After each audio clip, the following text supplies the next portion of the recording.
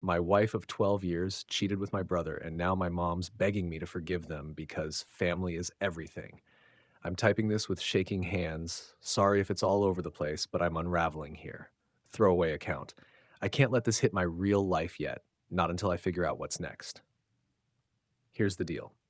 I'm 35, male, married to Sarah, 34, since we were 23, high school sweethearts who survived cheap ramen nights, college finals, and every argument I thought we'd beaten. We've got two kids, Emma 9 with her shy smile that kills me every time, and Jack 6, a whirlwind of energy who's always got dirt on his knees. My brother Tom is 32, single, the golden child my mom's propped up since we were kids. Charming, reckless, the guy who gets applause for breathing. Me? I've clawed my way up in IT. Decent job, a cozy house in the suburbs, savings for the kids' college. Sarah's a stay-at-home mom. She always said she loved building our little world. I thought we were unbreakable. Not perfect, but unbreakable. It started 8 months ago. Subtle at first, like a crack you don't notice until the whole damn wall collapses. Tom rolled back into town after his latest flop, a startup selling overpriced fitness gadgets that tanked when his partner bailed with the cash. He showed up at our doorstep, scruffy beard, duffel bag slung over his shoulder, flashing that grin I used to envy, asked to crash with us just until I get back on my feet. Sarah lit up, said he should take the guest room, that it'd be nice to have him around, that we owed it to family. I wasn't sold. Tom's a walking disaster, always borrowing cash he forgets to repay, leaving chaos in his wake. But she pushed hard, said it'd be temporary, that I was being too harsh on him. I caved, figured a month, maybe two, then he'd be gone. Big mistake. He settled in fast. Too fast.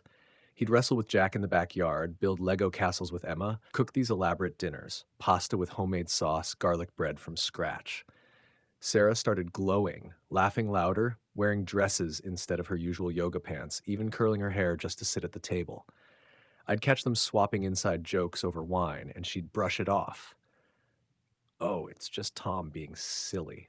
I told myself it was fine. Maybe she was bored. Maybe his energy was a break from our routine. I'd been swamped at work anyway.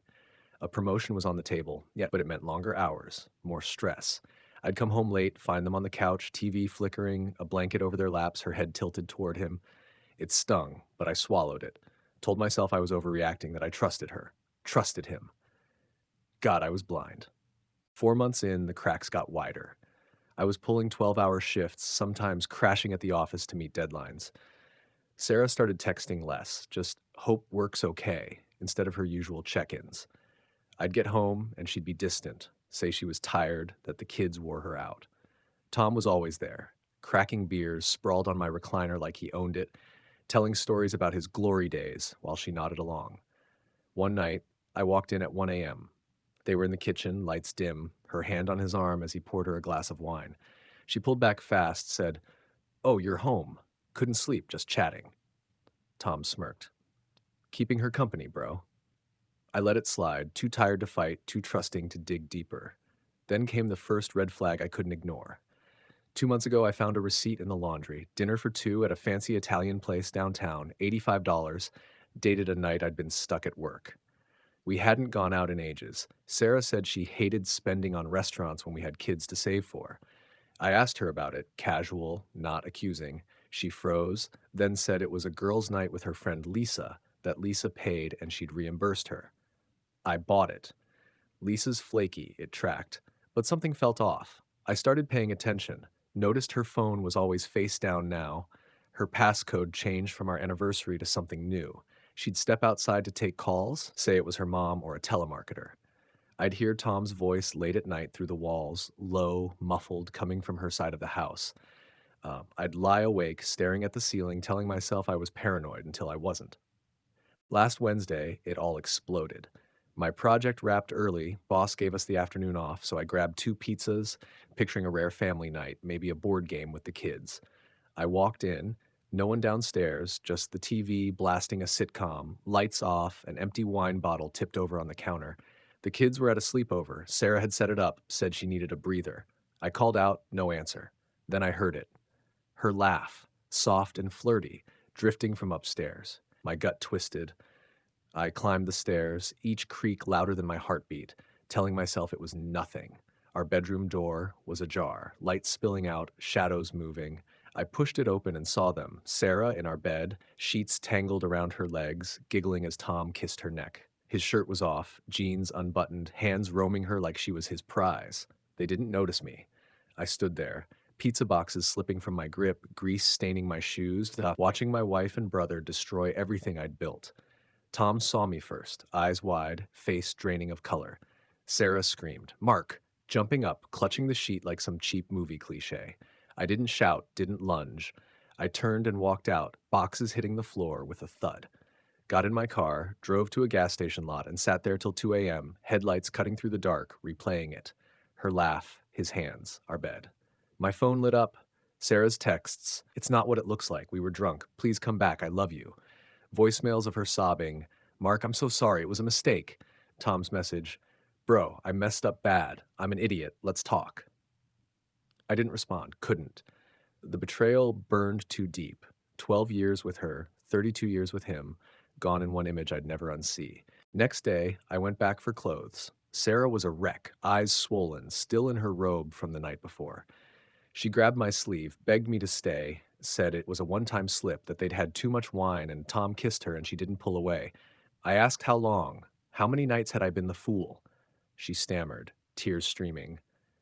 "It doesn't matter. I love you. We can fix this." I demanded the truth. She admitted a few weeks, swore it started after a fight we'd had about money. I didn't buy it, stormed to the garage, found her old phone in a box of junk, cracked it with Emma's birthday code. A work folder, hundreds of texts, months old. April, you looked good today. May, miss you when he's here. June, photos, her in a red dress I'd never seen, him shirtless in our guest room. July, kids asleep, meet me upstairs. They'd been at it since spring, half a year, maybe more, while I paid the bills and kissed her goodnight. I packed a bag, checked into a motel, $60 a night, thin walls, a flickering neon sign outside. Sarah showed up that evening, banged on the door, mascara streaking, screaming she'd do anything, counseling, confessions, whatever I wanted. I cracked the door. "I saw the texts, Sarah, 6 months of lies. You don't get to cry your way out." She sank to her knees. "I was lonely. You were always gone. Tom was there." I shut it in her face. Her sobs echoed through the parking lot. Then my mom called. Sarah had run to her, spun some half-truth. I thought she'd be furious for me, my own mother. But she said, "Tom's your brother. He's family. Sarah's your wife, the mother of your kids. One mistake doesn't erase that." I told her about the texts, the photos. Months, not one night. She paused, then, "He's lost, Mark. He's always looked up to you. He didn't mean it. Sarah's scared. You're the man here. Hold this together." I hung up. Her words twisted the knife deeper. Tom texted next. "I'm moving out. I'll never talk to her again, I swear. Don't hate me, bro." I didn't reply. Hate didn't even cover it. Then my dad called. Quiet guy, divorced mom a decade ago, rarely meddles. He asked to meet at a diner, sat me down, slid a USB drive across the table. "Your mom knew," he said, voice flat. "Caught them 2 months ago, dropped by with groceries, found Sarah in his room, half dressed. They begged her to stay quiet. She agreed, said it'd destroy Tom's future if you knew." My stomach lurched. Proof on the drive. Mom's text to dad. "They promised to stop. I can't tell Mark. It'll kill him." Photos she'd snapped. Sarah and Tom tangled on the guest bed, time-stamped May.